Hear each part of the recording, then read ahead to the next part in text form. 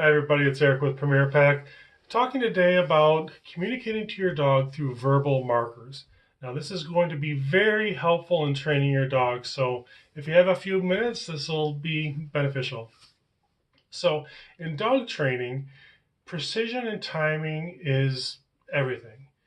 Your dog does not think about or reason, what did I do a minute ago, 5 minutes ago, last night to receive this treat? It thinks, what did I just do? So I can repeat that again, right? Or what did I just do that was wrong so I don't do that again? Okay? Now, it's not always possible, it's not always realistic to have a treat on you to deliver within that second and a half. Okay? But you always have your voice. So what you can do is mark that moment in time to tell them a treat is coming. I like what you did. A reward is coming. Now, I want you to think about the time when you're in the kitchen, the dog's in the other room, and you open a bag of treats or a bag of food. The dogs come running to the kitchen, right? They haven't seen the food yet. They haven't been offered a treat yet. But the sound of that wrapper gets them running, right? Because they've learned that that sound means a reward is coming. I'm going to run to go get it. Okay, so we want to use that principle, use the power of that in your dog training. So the marker is the bridge between the moment and the reward. Okay, they can catch that moment in time and know that the reward for that moment is coming. So I use 4 different marker words. And when I say words, these are things to help you remember what to say, but I want you to think of them as sounds. Okay, the treat bag is not emotional. It doesn't have any, happiness or emotion behind it at all. It's just a sound. Okay. Likewise, with these marker words, I want you to think of them as repeating the sounds. So the 4 I use are yup, good, nope, and no. Now, you'll find many trainers say yes, and that works just fine. However, I feel that yup is a crisp word and it doesn't have any emotion behind it generally. So that's the word I use. Now, how to use it, if you want to train your dog to sit, your dog puts its butt on the ground, you mark that moment with yup, and then give a treat. Okay? Every time that butt hits the ground, yep, here's a treat. That dog will pick up on the fact I need to put my butt on the ground to get the treat. Okay? Now you can teach it the command sit. All right, so that's a very easy example. Keep it up, your dog will understand that moment. Now let's move on to good.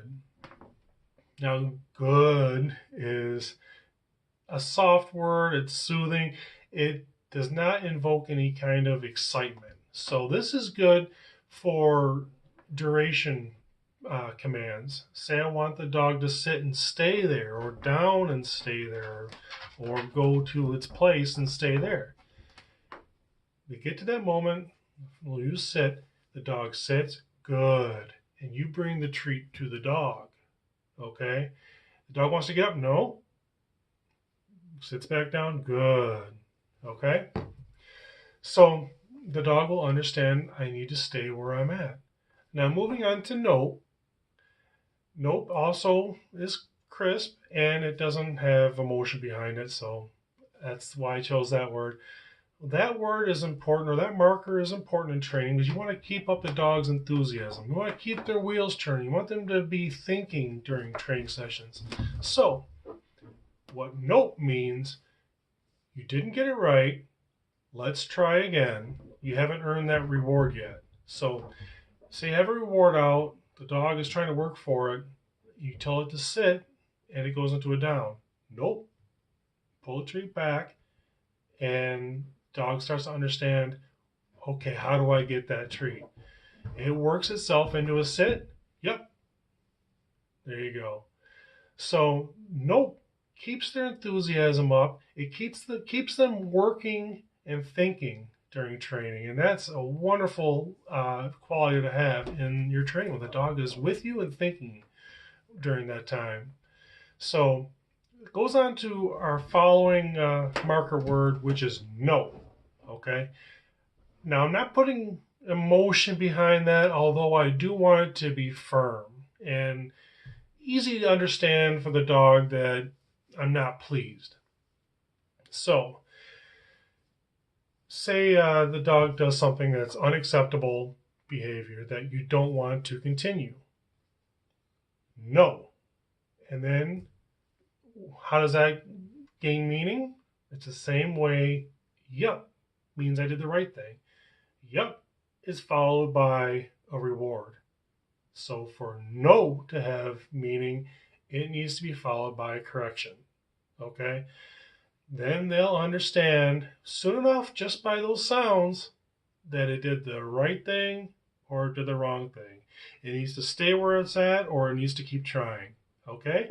This is going to accelerate the training so much. And when you have a professional dog trainer work with your dog, you'll get a good idea of the language that was used and being able to carry that on as you continue maintaining the training. So if you have any questions, let me know. Hope this helps. Eric with Premier Pack. I'll talk to you later.